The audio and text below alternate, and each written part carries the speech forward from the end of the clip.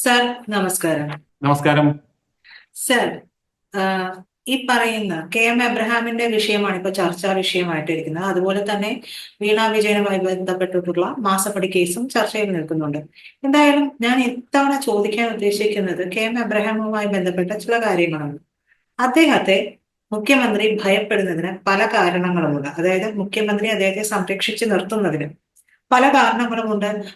ചിലർ പറയുന്നു അദ്ദേഹത്തെ സംരക്ഷിക്കേണ്ട, അദ്ദേഹത്തിന്റെ പല കള്ളക്കളികളും അറിയാവുന്ന ഒരു ഉദ്യോഗസ്ഥനാണ്, അതല്ലാതെ മറ്റു ചില കാര്യങ്ങൾ കൂടി അദ്ദേഹത്തിന് അറിയാമെന്നൊക്കെ പറയുന്നു.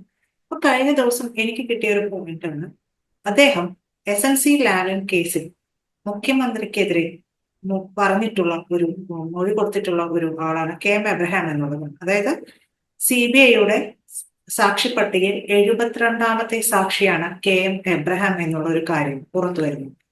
അങ്ങനെയെങ്കിൽ ഈ ഒരു കാര്യത്തിൽ കൂടി തന്നെ സഹായിക്കുന്നതിനുള്ള ഉദ്ദിഷ്ട കാര്യത്തിനുള്ള ഉപകാര സ്മരണയാണോ പിണറായിയുടെ ഈ പിന്താങ്ങ്? ഈ വിഷയം കേരളീയ സമൂഹം അതീവ ഗൗരവത്തോടെ ചർച്ച ചെയ്യേണ്ട ഒരു കാര്യമാണ്. എന്തുകൊണ്ടെന്നാൽ ഏതെങ്കിലും ഒരു ഭരണകൂടത്തിൽ ഒരു മന്ത്രി അല്ലെങ്കിൽ മുഖ്യമന്ത്രി അഥവാ ഭരണാധികാരി ഒരു അഴിമതി നടത്തുന്നുവെങ്കിൽ അദ്ദേഹത്തെ സഹായിക്കാനുള്ള ഒരു ഉദ്യോഗസ്ഥനോ ഉദ്യോഗസ്ഥന്മാരുടെ ഒരു വൃന്ദമോ അതിന്റെ പിന്നിലുണ്ടായിരിക്കും. ഇത് കേരളത്തിൽ അറിയപ്പെടുന്ന 2 IPSകാരായിട്ടുള്ള ആൾക്കാർ പറഞ്ഞിട്ടുള്ള കാര്യമാണ്. അവർ കേരളത്തിൽ വളരെ അറിയപ്പെടുന്നവരായതുകൊണ്ടും അവരുടെ അനുവാദം ഞാൻ വാങ്ങിക്കാത്തത് കൊണ്ടും അവരുടെ പേര് ഞാൻ പറയുന്നില്ല.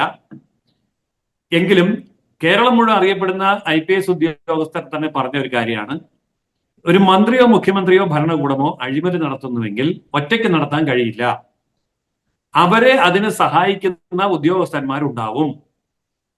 അതായത് ഉദ്യോഗസ്ഥന്മാർക്ക് അതിന്റെ പങ്ക് കിട്ടുന്നുണ്ട് എന്നതിന്റെ അർത്ഥം. എന്നാൽ ഏതെങ്കിലും ഒരു ഉദ്യോഗസ്ഥർ അല്ലെങ്കിൽ ഉദ്യോഗസ്ഥ അഴിമതിക്ക് കൂട്ടുനിൽക്കാൻ തയ്യാറല്ല എന്ന് പറഞ്ഞാൽ ഒരു മന്ത്രിക്കും ഒരു അഴിമതിയും നടത്താൻ സാധ്യമല്ല എന്ന ഒരു വസ്തുതയും ഇവിടെയുണ്ട്.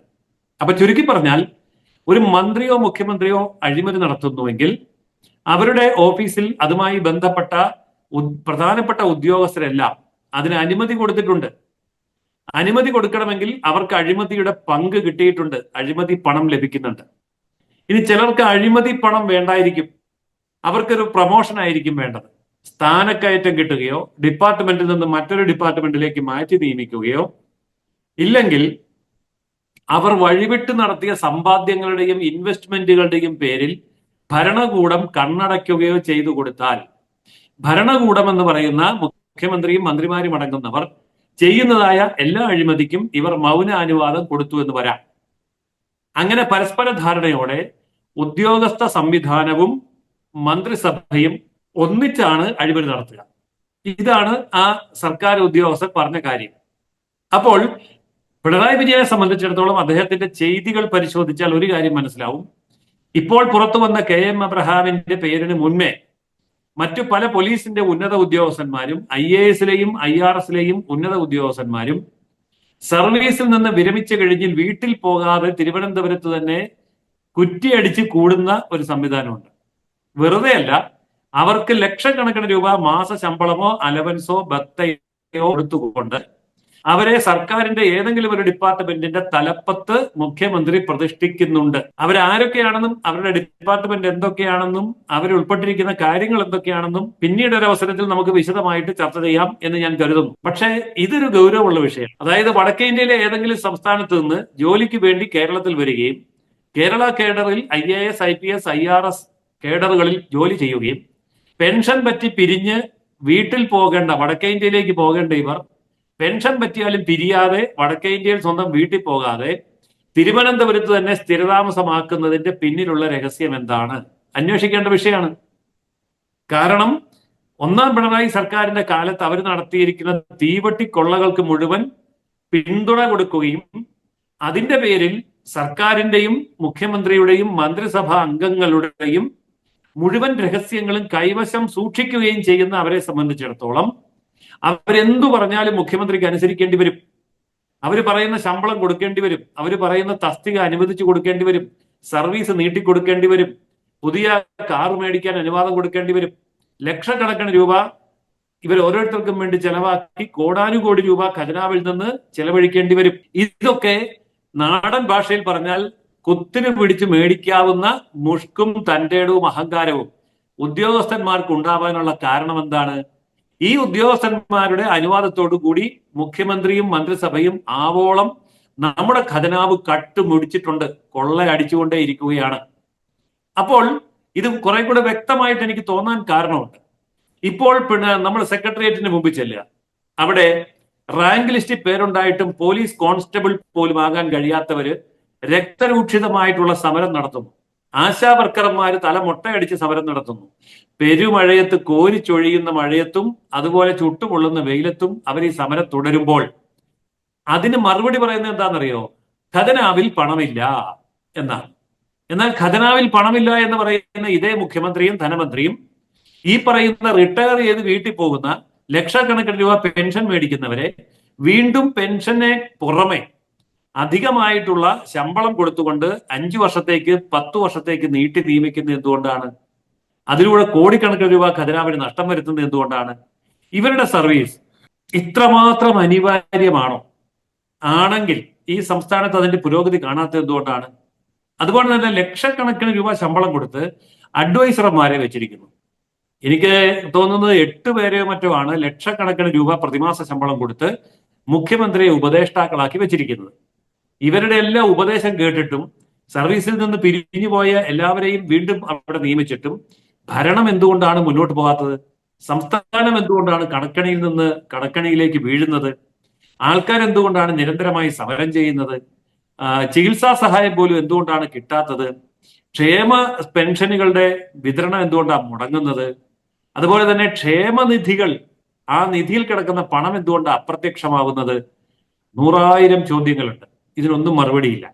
അപ്പോൾ ഇവരെല്ലാം കൂടി ഉപദേശിച്ചും സഹായിച്ചും സേവിച്ചും മുന്നോട്ട് പോകുമ്പോൾ ഖജനാവ് ശൂന്യമാവുന്നതല്ലാതെ സാധാരണക്കാരന്റെ പിച്ചച്ചട്ടിയിൽ ഒരു വറ്റ് കഞ്ഞി പോലും കൊടുക്കാൻ ഇവർക്ക് പറ്റുന്നില്ല. ഇത് കേരളം അതീവ ഗൗരവത്തോടെ ചർച്ച ചെയ്യേണ്ട ഒരു വിഷയം. അതിന്റെ പിറകിൽ വൻതോതിലുള്ള കൊള്ള ഇവിടെ നടക്കുന്നു എന്ന് തന്നെയാണ് അനുമാനിക്കേണ്ടത്. ഏറ്റവും അവസാനം വീണ വിജയൻ ഇപ്പോൾ അറസ്റ്റിന്റെ വക്കിലെത്തി നിൽക്കുന്നതും അച്ഛനും മകളും ഒരുമിച്ച് ഒരേ ജയിലിലേക്ക് പോകാൻ വാതിൽ തുറന്നിരിക്കുന്നത് വരെ കാര്യങ്ങൾ എത്തിയിരിക്കുകയാണ്. ഇപ്പോൾ ഇ ഡിയുടെ നടപടികളിലേക്ക് വരുന്നു. SFIO റിപ്പോർട്ട് കൈമാറുന്നു. അങ്ങനെ ഇ ഡിയുടെ നടപടികളിലേക്ക് വന്നാൽ അച്ഛനും മകളും അറസ്റ്റ് ചെയ്യപ്പെടുന്നു. എങ്കിൽ പോലും അവർക്ക് മുൻപിൽ വഴികാട്ടികളായ മഹാകൊള്ളക്കാരുണ്ട്, ഇവരുടെ ആചാര്യന്മാർ. ഡൽഹിയില് ജയിലിൽ കിടന്നുകൊണ്ട് മുഖ്യമന്ത്രി പദം കൈയാളിയ കേജ്രിവാളിനെ പോലെ ജയിലിൽ കിടന്നുകൊണ്ട് തന്നെ പിണറായി വിജയൻ ഭരിക്കും എന്നുകൂടി മാത്രമേ ഇനി പറയാൻ ബാക്കിയുള്ളൂ. ചിലപ്പോൾ ആ പ്രഖ്യാപനവും ഉടനെ തന്നെ വന്നേക്കാം. ഏതായാലും ജയിലിൽ കിടന്നുകൊണ്ട് ഒരു മുഖ്യമന്ത്രി ഭരിക്കുമ്പോൾ അദ്ദേഹത്തിന്റെ പ്രൈവറ്റ് സെക്രട്ടറിമാർ, അഡീഷണൽ പ്രൈവറ്റ് സെക്രട്ടറിമാർ, പ്രിൻസിപ്പൽ സെക്രട്ടറിമാർ എന്ന് തുടങ്ങി നിരവധി സെക്രട്ടറിമാരും അതേ ജയിലിൽ തന്നെ ഉണ്ട് എന്നുള്ളത് കൊണ്ട് ഭരണം സുഗമമായി മുന്നോട്ട് കൊണ്ടുപോകാൻ കഴിയും. ഭരണം എന്ന് പറഞ്ഞാൽ ഖജനാവിന്റെ കൊള്ള. ഈ ഒരു അവസ്ഥയിലേക്ക് കേരളം മാറുകയാണ്. ഇത് ആസൂത്രിതമായി നടപ്പാക്കിയ വൻപിച്ച ഒരു കമ്മ്യൂണിസ്റ്റ് ഗൂഢാലോചനയാണ്. എനിക്ക് തോന്നുന്നത് നമ്മളിപ്പോൾ സംസാരിക്കുന്നത് പോലെ തന്നെ കോൺഗ്രസ്സുകാരെന്താ സംസാരിക്കാത്തത്? കാരണം അവർക്കും ഇതിന്റെ വിഹിതം കിട്ടുന്നുണ്ടാവും. അതിന്റെ വിശദാംശങ്ങളിലേക്ക് പോയാൽ പിണറായി വിജയനെ വെള്ളപൂശാൻ വേണ്ടി യാതൊരു മെരിറ്റുമില്ലാത്ത കേസ് കൊടുത്ത് കേസ് തള്ളിച്ച നമ്മുടെ കോൺഗ്രസിന്റെ MLA അടക്കമുള്ള ആൾക്കാർ UDFന്റെ ഭാഗത്ത് നിന്നുകൊണ്ട് ഇതിനെ പിന്തുണയ്ക്കുന്നുണ്ട്. മാത്യു കുഴൽനാടനെയാണ് ഞാൻ ഉദ്ദേശിച്ചത്. മാത്യു കുഴൽനാടൻ കേസുമൊക്കെ ആയിട്ട് മുഖ്യമന്ത്രിക്കെതിരെ വരികയും ആ കേസ് തള്ളിപ്പോകുന്ന രീതിയിൽ ഡ്രാഫ്റ്റ് ചെയ്ത് കോടതിയിൽ സമീപിക്കുകയും അങ്ങനെ കോടതി അത് തള്ളിക്കളയുകയും ചെയ്യുമ്പോൾ വീണ്ടും പരിശുദ്ധനാവുകയാണ്. അപ്പോൾ അഴിമതിക്കാരനായ മുഖ്യമന്ത്രിയെ വെള്ളപൂശാനുള്ള ചുമതല കുഴൽനാടനിലൂടെ കോൺഗ്രസ് നിർവഹിച്ചു കൊടുക്കുകയും കൂടെ ചെയ്യുമ്പോൾ ഇന്ത്യ മുന്നണിയിലെ 2 ഘടകകക്ഷികളും കോൺഗ്രസും CPM-ഉം കേരള ഖജനാവ് കുത്തിവാരുകയാണ്. പകൽ കൊള്ളയാണ് ഇവിടെ നടന്നുകൊണ്ടിരിക്കുന്നത്. അതിന് ചൂട്ടുപിടിച്ച ഉദ്യോഗസ്ഥന്മാർ ആരെയാണേലും മുഖ്യമന്ത്രിക്ക് ഉപേക്ഷിക്കാൻ പറ്റില്ല. അത് KM എബ്രഹാം ആണെങ്കിലും മറ്റാര് തന്നെയാണെങ്കിലും. അതുകൊണ്ട് ഇത്തരം ഉദ്യോഗസ്ഥന്മാരെ സംരക്ഷിക്കുന്ന ഈ വിഷയത്തെ സംബന്ധിച്ചുള്ള സമഗ്രമായ ഒരു അന്വേഷണവും പഠനവും ഈ രംഗത്ത് ആവശ്യമാണ് എന്നാണ് എനിക്ക് തോന്നുന്നത്.